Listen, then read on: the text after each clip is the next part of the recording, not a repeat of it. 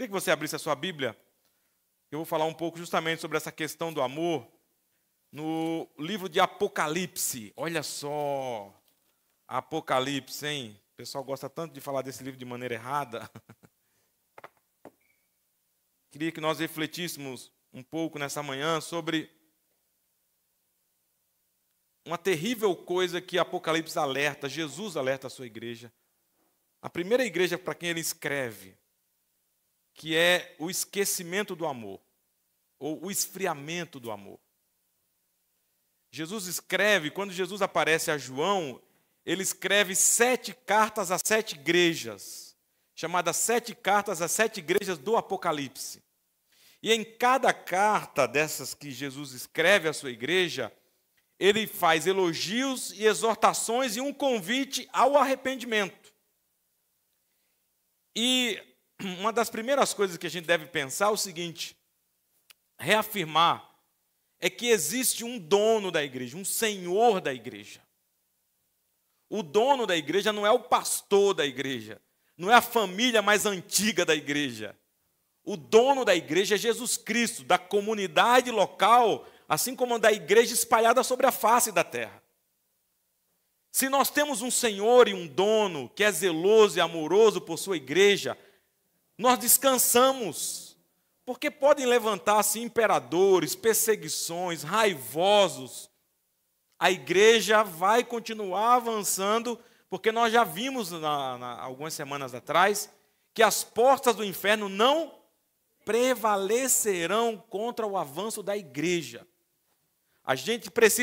Nós precisamos trazer isso à tona, vezes por vezes, para que a gente não seja seduzido e enganado pelo medo de que a igreja vai se perder.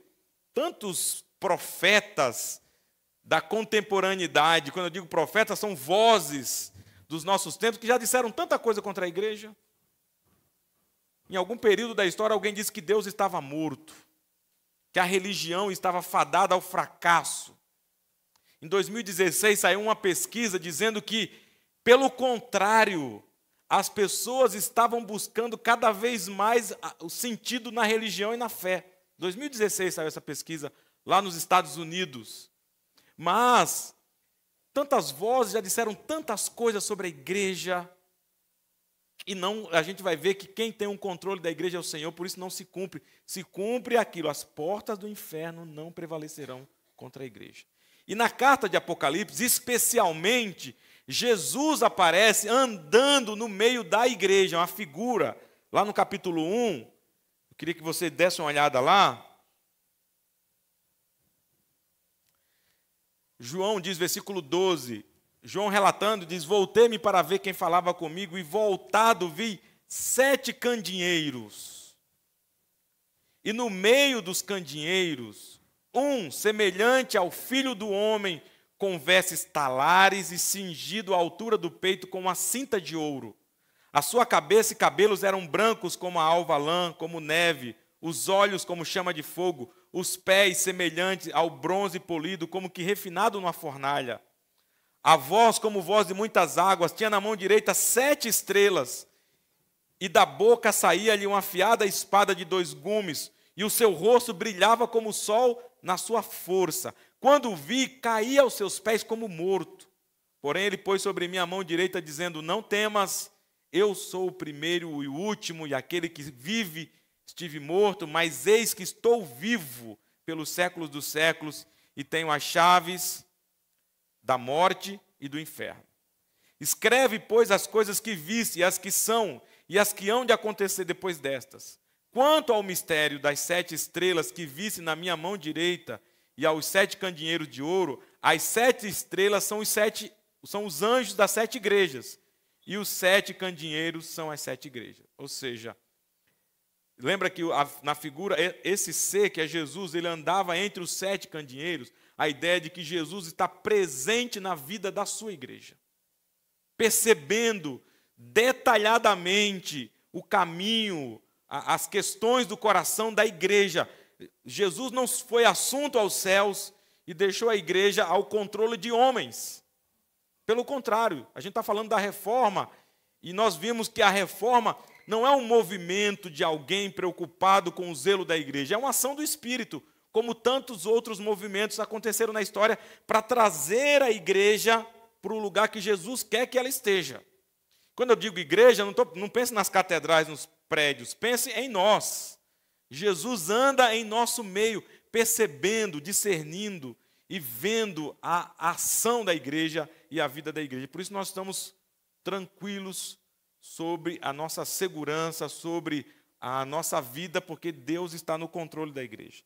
E aí, no capítulo 2, então tem essa visão, e aí no capítulo 2, começa a primeira carta, que é a carta à igreja em Éfeso. Eu queria que nós lêssemos lá mais uma vez, capítulo 2, versículo 1. Ao anjo da igreja em Éfeso escreve: essas coisas diz aquele que conserva na mão direita 7 estrelas e que anda no meio dos 7 candeeiros. Lembra, as 7 estrelas são o quê? Os anjos da igreja. E os 7 candeeiros são as 7 igrejas. É uma figura de linguagem que é usada aqui. Conheço as tuas obras, tanto o teu labor como a tua perseverança, e que não pode suportar homens maus, e que puseste à prova os que a si mesmos se declaram apóstolos e não são, e os achastes mentirosos. Tens perseverança, suportaste provas por causa do meu nome, e não te deixaste esmorecer. Tenho, porém, contra ti que abandonaste o teu primeiro amor. Lembra-te, pois, de onde caíste, arrepende-te e volta à prática das primeiras obras. Senão, venho a ti e moverei do teu lugar o teu candeeiro, caso não te arrependas.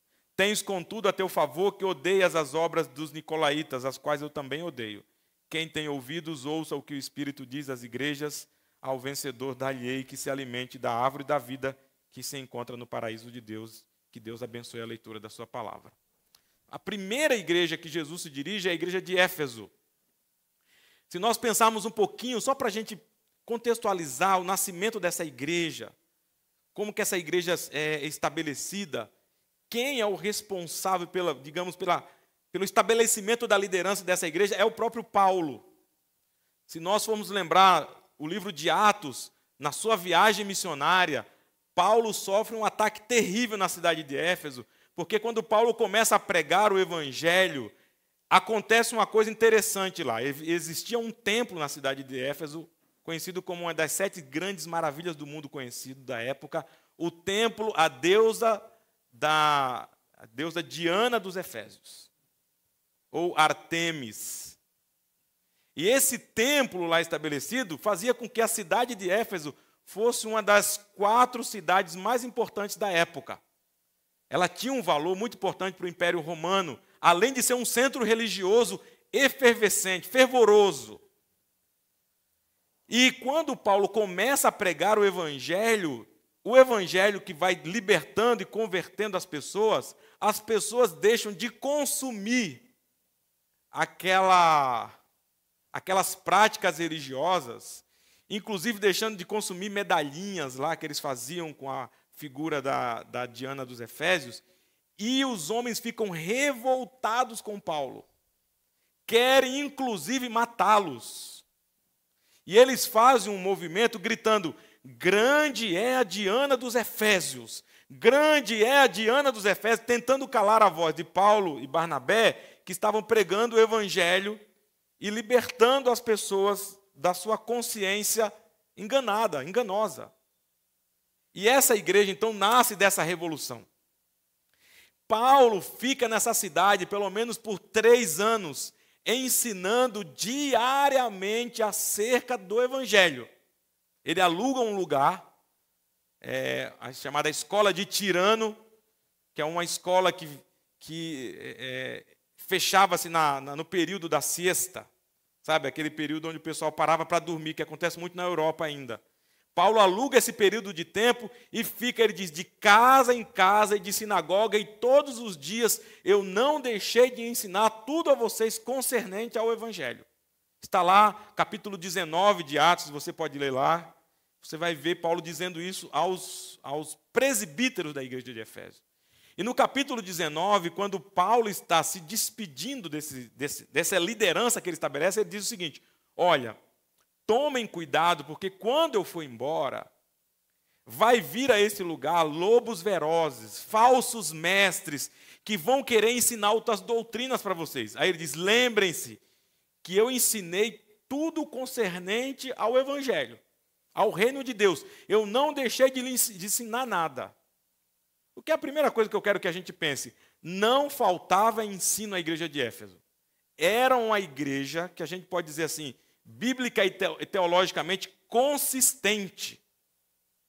A igreja de Éfeso também foi pastoreada, que Paulo envia para lá, Timóteo, que foi um discípulo de Paulo, fiel ao Evangelho e um homem muito bem preparado, apesar de ser muito jovem, para pastorear essa igreja. O que eu quero dizer é que essa igreja era muito bem fundamentada, bíblica e teologicamente. Se você fizesse uma escola bíblica dominical naquela igreja, um show. Os adolescentes tiveram um encontro aqui ontem, eles fizeram uma brincadeira chamada Tá Amarrado ou Tá na Bíblia? Já viram isso, não? Nunca viram? Ô, gente, vocês não assistem internet? Precisa assistir o que seus filhos assistem, viu? Porque enquanto assistir está muito bom. O problema é quando assiste outras coisas, né? E nessa Tá Amarrado ou Tá na Bíblia, o cara faz uma pergunta, sei lá, Deus escreve certo por linhas tortas, tá amarrado ou tá na Bíblia?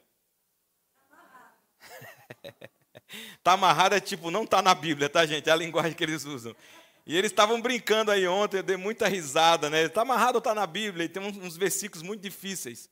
Se você fizesse uma escola, um tá amarrado ou tá na Bíblia, na igreja de Éfeso, tudo era tá na Bíblia, os caras eram muito bons a acertar todas.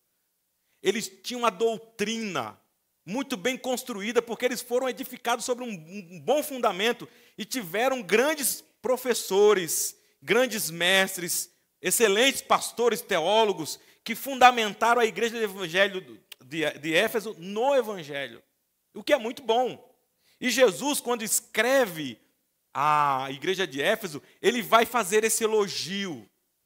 Olha o que ele diz lá no versículo 2. Conheço as tuas obras, o teu labor como a tua perseverança, e que não pode suportar homens maus, e que pusesses à prova os que a si mesmos se declaram apóstolos e não o são, e os achasses mentirosos. Numa linguagem mais do campo, talvez, da teologia, nós diríamos, a igreja de Éfeso tinha uma excelente apologia. Ela sentia o cheiro de doutrinas erradas, de heresias. Era gente muito bem afiada na palavra de Deus. Porque não somente isso, era uma igreja de trabalho. Porque Jesus é quem diz. Jesus diz, eu conheço as tuas obras e o teu labor. Vocês são trabalhadores do reino de Deus.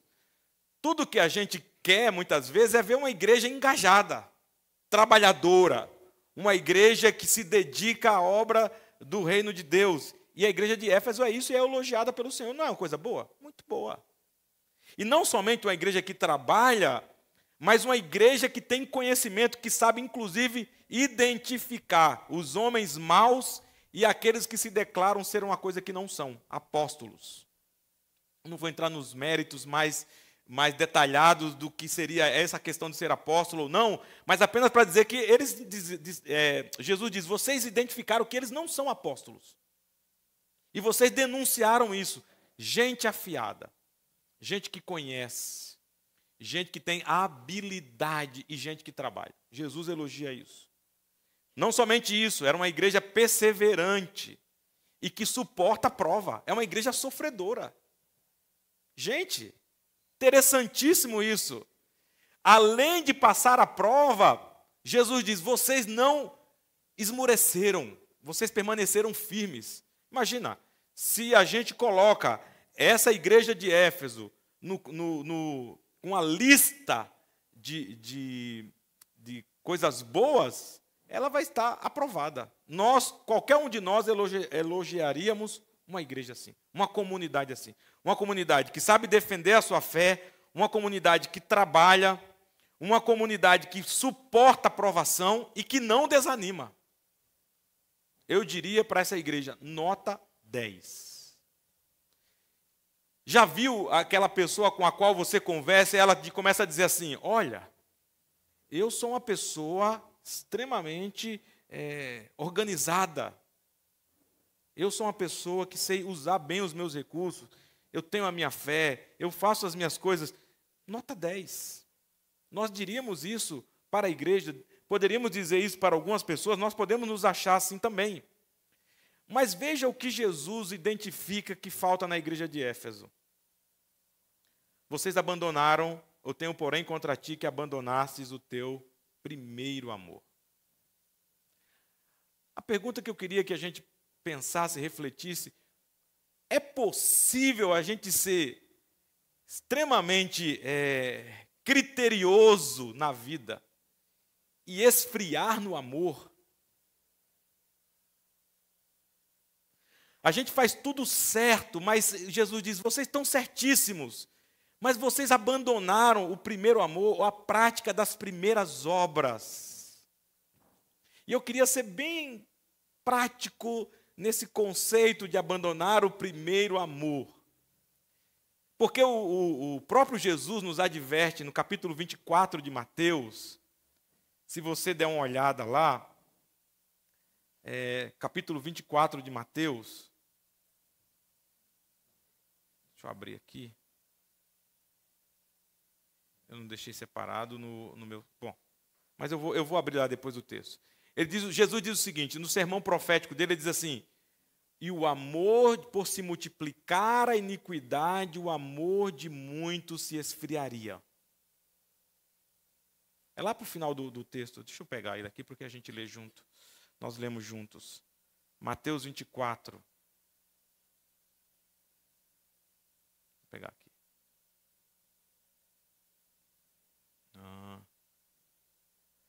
Versículo 12. Jesus está dando um sermão chamado sermão profético, falando dos acontecimentos últimos. Ele vai até o capítulo 25, 24 e 25 nesse sermão profético, mas no versículo 9, vamos ler a partir do 9, diz assim, então vocês serão presos, perseguidos e mortos por minha causa, serão odiados em todo o mundo, muitos se afastarão de mim, trairão e odiarão uns aos outros, falsos profetas surgirão em grande número e enganarão a muitos, o pecado aumentará e o amor de muitos se esfriará, mas quem se mantiver firme até o fim será salvo, e as boas novas a respeito do reino serão anunciadas em todo o mundo, para que todas as nações as ouçam, então virá o fim. O esfriamento do amor. A igreja de Éfeso é uma igreja perfeita teologicamente, nas boas obras, na perseverança contra as lutas, mas de alguma maneira esqueceram o amor. Parece que nós temos essa tendência de termos uma vida justa, uma vida adequada, mas o amor, quando Jesus fala aqui, eu penso a chama, aquilo que deve realmente mover a vida, que é o amor, vocês esqueceram. E isso, Jesus diz, eu tenho isso contra vocês. O amor pode ser esfriado por causa da iniquidade, como Jesus diz. A iniquidade, o mal, tende a apagar a chama do amor, a nos tornar endurecidos. Você já conheceu alguém que já sofreu muito e já teve muitas experiências difíceis na vida, que muitas vezes ela cria uma casca, ela cria uma amargura, ela cria uma resistência, ela não se permite mais experimentar algumas coisas, porque o sofrimento é como se fosse aquela ação do dentista, quando vai fazer o famoso canal, o que é que ele faz? Ele mata as terminações nervosas para que não sintamos mais o quê? Dor. Uma coisa fantástica que eles fazem. E com anestesia, então, maravilhoso, né? Mata as terminações nervosas para que eu não sinta mais dor. E a iniquidade, o mal tem esse poder, muitas vezes o sofrimento, as experiências ruins que nós enfrentamos, tem essa capacidade de tentar matar a nossa sensibilidade para amar. Claro que a ideia de Éfeso aqui nem é tão essa. Porque eu acredito que uma igreja como Éfeso, ela pensa que ela está fazendo a vontade de Deus. E Jesus diz, vocês estão mesmo. Vocês são operosos. Vocês são criteriosos. Vocês não permitem que falsas doutrinas e pessoas mal intencionadas entrem no meio de vocês. Mas vocês perderam a chama. Vocês perderam aquilo que é mais precioso e que deve mover o coração de alguém em uma comunidade de fé, é o amor. Vocês são capazes de excluir alguém que pensa diferente, mas são incapazes de amar. E quando nós pensamos no amor,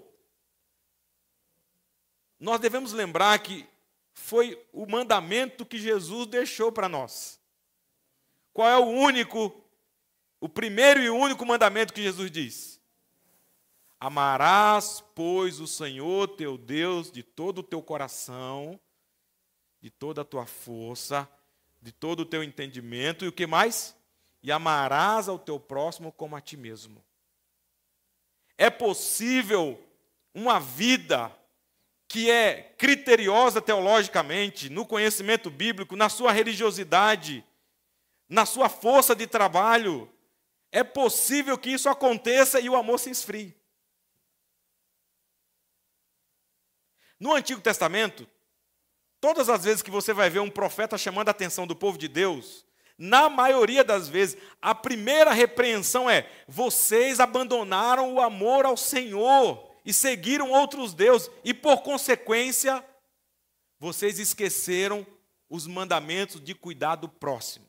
Primeiro começa um esfriamento com relação a Deus, e depois o esfriamento com relação ao próximo. A relação com Deus, quando é esfriada, esfria-se o relacionamento com o próximo. É possível. Essa semana aconteceu um caso na Bahia, não sei se vocês acompanharam, terrível, onde o marido matou a esposa. Os dois tinham um programa que falavam sobre amor no casamento. Sério isso, gente? Eu fui acompanhar essa história, porque eu fiquei horrorizado com aquilo, e o cara dizendo o seguinte, citando Paulo, Efésios capítulo 5, vós, homens, vós, marido, deveis amar a sua esposa como Cristo amou a sua igreja, dando a vida por elas. O cara ensinando isso, não é faz tempo, é recente. O cara ensinando e dizendo, chamando a atenção dos homens, você precisa ser carinhoso com a sua esposa, você precisa ser cuidadoso, e em seguida o cara assassina a mulher e queima o seu corpo. Como é possível isso? Veja, o que nos salva não é um conhecimento refinado e apurado das verdades bíblicas teológicas. O que nos salva é um coração incendiado pelo amor de Deus e o amor ao próximo. É possível alguém ter as melhores convicções e, ao mesmo tempo, ter um coração esvaziado de amor. É possível? É possível. Vamos olhar para a história.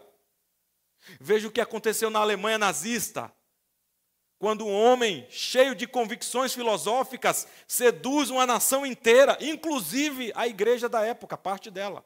Não a igreja do Senhor, mas a igreja institucional, parte dela. E eles diziam isso, que estavam fazendo isso em nome de quem? Em nome de Deus. Em nome da preservação da espécie. Quando eu olho para a carta de Jesus a Éfeso, me dá um temor no coração. Um medo. Um sentimento de misericórdia, Senhor. Um sentimento de salva-nos, ó Deus. Livra-nos de trilhar um caminho onde tudo aqui na cabeça funciona perfeitamente e nós somos capazes de responder aos questionários mais complexos, às fórmulas mais difíceis. Porém, o coração se distanciou e a gente nem percebe. Essa igreja não percebeu. Ela não percebeu que ela tinha esquecido daquilo que era mais precioso. E é muito fácil acontecer isso com as nossas vidas, nas nossas relações familiares, conjugais.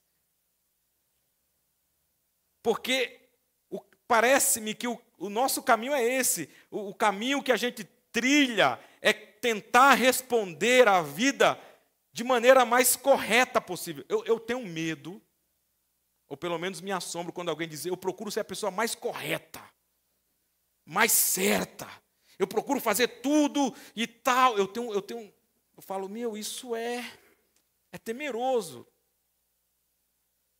que é que você está escondendo? Porque fazer tudo corretamente, perfeitamente, impressiona quem está fora, mas não impressiona a Deus. Lá no profeta Isaías, Deus tem uma sentença contra o povo. Ele diz assim, vocês fazem festas, vocês celebram, vocês oferecem sacrifício, vocês vêm ao templo, fazem tudo perfeito. Vocês me honram com os lábios, mas o coração está longe. É possível a gente conviver anos com a pessoa, onde a gente fala até palavras bonitas para a pessoa, mas o coração está longe. É possível a gente ter uma relação religiosa, seja ela em qual instância for, perfeita aos nossos olhos, cumprir tudo aquilo que se exige daquele espaço religioso, mas o coração está longe. É possível a gente fazer tudo para Deus, mas o coração está longe de Deus. Porque Jesus disse isso, é Jesus que fala à sua igreja. Esse povo honra com os lábios, mas o seu coração está longe de Deus. E quando o coração está longe de Deus, o nosso próximo está mais longe ainda. Quando nós vemos guerras, rumores de guerras, violência, quando nós vemos alguém que senta à mesa para ensinar sobre a Bíblia, sobre amor e cuidado da esposa, e em seguida mata, isso demonstra o quê? Uma distância que nem a pessoa percebeu. Foi cultivando esse distanciamento e compensando o amor por fazer coisas. Quer ver isso onde é muito presente na nossa história familiar? O pai ou a mãe que se distancia da família ou dos filhos por conta do trabalho. Como é que os pais que fazem isso muitas vezes compensam a sua ausência? Vamos ver se vocês adivinham. Presente, coisas. Eu já ouvi de filhos que disseram isso, meu pai me trouxe tudo, menos ele. Eu não queria o último videogame, eu queria a sua presença, a sua atenção, o seu amor. Pais que são corretíssimos, éticos, trabalhadores, mas o coração está longe dos filhos. Maridos que cumprem cabalmente suas funções, compreendidas como a função de um esposo, mas que o coração está longe. Uma igreja que é capaz de fazer tudo perfeitamente, mas o coração está longe. O amor se esfria, se desvanece, e a pessoa nem percebe. Essa igreja não fez uma reunião, uma assembleia para discutir como está a nossa relação de amor, como é que nós podemos medir se o nosso coração não tem se afastado do Senhor, não. Ela está preocupada em ajudar os pobres, Jesus disse, está muito bem, em estudar a Bíblia, é isso, mas vocês não podem esquecer o essencial. Agora, a segunda coisa, para a gente fechar, eu queria me deter muito pouco mais, mas o nosso tempo não deixa, porque eu fiquei refletindo isso, tenho refletido isso muito, tanto no aspecto pessoal da minha própria vida, porque muitas vezes nós entramos num processo de fazer coisas e esquecemos o mandamento de amar a Deus sobre todas as coisas e não colocar todas as coisas acima de Deus e justificar que nós o amamos porque fazemos coisa. E você quer ver um ponto de atenção para nós cristãos? É a nossa vida de oração. A nossa vida de oração fala muito sobre a nossa relação de amor com Deus. E aí, o que é que me alegra, ou que me dá esperança, quando eu olho para a minha própria vida, quando eu olho para a igreja de Éfeso, e quando eu olho para as nossas vidas? É que lembra que eu falei no começo que a igreja é de Jesus? Essa relação de amor entre nós e Deus não começa a partir de nós, mas a partir dele, que diz que nos escolheu antes da fundação do mundo para nos ensinar, não a religião, ou as práticas religiosas, mas nos ensinar a amá-lo de todo o nosso coração, com toda a nossa força e entendimento. Se essa relação começou nele, o despertamento do amor, ou da retomada do amor, também tem o ponto de partida nele mesmo. É ele que chama a igreja e diz, vocês estão fazendo tudo muito bem. Nota 10 para vocês. Vocês não são crentes que estão amarrados, vocês são crentes que estão na Bíblia. Porém, eu quero vocês naquela relação primeira do amor. Ou seja, é Jesus quem nos chama. É Jesus quem nos desperta. É Deus no Antigo Testamento quem chama o povo ao arrependimento. É Deus quem abre os olhos para que o amor seja retomado, a vida devocional, a preocupação com a glória de Deus e não com fazer coisas para a glória de Deus. Mas primeiro a preocupação é com a glória de Deus. Uma vez eu li um livro e o pastor disse o seguinte, o livro dizia o seguinte, que a tendência de um pastor que prega tantas vezes é se preocupar em como falar às pessoas. E ele dizia o seguinte, a primeira coisa que alguém que prega e ensina deve se preocupar é fazer isso para a glória de Deus. É primeiro para agradar a Deus, para demonstrar amor ao seu Senhor. E nós vamos muitas vezes nos perdendo no fazer as coisas, colocando isso à frente do amar. E Paulo, quando escreve a primeira carta aos Coríntios, Paulo diz assim, não lhes falta nenhum dom. A Ju falou aqui, somos uma igreja quase pentecostais, a gente batendo palma e cantando. A igreja de Corinto, meu amigo, era supra-pentecostal, hiper-pentecostalizada. Rodava, cantava, falava em línguas, profetizava. Paulo diz, olha, o culto de vocês parece uma bagunça, ninguém entende nada. Paulo diz, não lhes falta nenhum dom, ele fala até de forma sarcástica. Isso ele fala no capítulo 12. No 13 ele diz, porém eu vou passar a mostrar a vocês um caminho mais excelente. Ainda que eu falasse a língua dos homens e dos anjos, se não tiver amor, nada seria. Meus irmãos, minhas irmãs, o mesmo Jesus, dono da igreja, que corrige a igreja, que reconhece o que a igreja faz e que corrige a igreja, é o mesmo Jesus que nos convida de volta. E aí, no final do texto, ele diz, arrepende-te e volta às práticas. E o que eu quero dizer, em termos de, quando eu penso em amor, eu estou pensando aquela chama que faz queimar o nosso coração de amor a Deus, de sentir-se amado por Deus e amá-lo com toda a nossa força, nosso entendimento, e pensar, antes de qualquer coisa, pensar nele. Essa chama precisa ser reacendida, porque senão as nossas relações tendem ao esfriamento, à rotina e à prática fria das nossas responsabilidades, sejam elas familiares ou religiosas. Mas não é isso que Deus quer. Mas o mesmo Deus que nos corrige, nos convoca ao arrependimento, é poderoso para reacender a nossa chama por Ele. Porque Ele diz, não foram vocês que me amaram primeiro, eu amei vocês primeiro. Paulo diz, vocês querem um caminho de dons, eu vou mostrar para você um caminho excelente, é o caminho do amor sacrificial. E eu creio que Deus tem nos convocado como igreja, a retomada desse caminho de amor. Porque sem isso, Paulo diz, nada serve. A sua responsabilidade, seu compromisso, sua tentativa de fazer tudo certo, sem o amor por Deus, não serve de nada. Porém, esse mesmo Deus é capaz de reacender em nós a chama, trazer para nós o sentido verdadeiro, essencial e primeiro, que é amar a Deus e amar o seu próximo. E o mundo vai experimentar uma transformação, não por nossa ação, por nosso fazer, mas por nossa forma de amar a Deus e amar o próximo. Por isso Jesus diz assim, arrepende-te, volta. É o filho pródigo que Jesus abraça quando ele volta e diz, cara, vamos fazer festa. Ele não fica dizendo assim, voltou, hein? Até que enfim. Não, ele diz, vem, vamos celebrar, vamos experimentar o amor de novo. E a minha chamada para você nessa manhã é, voltemos.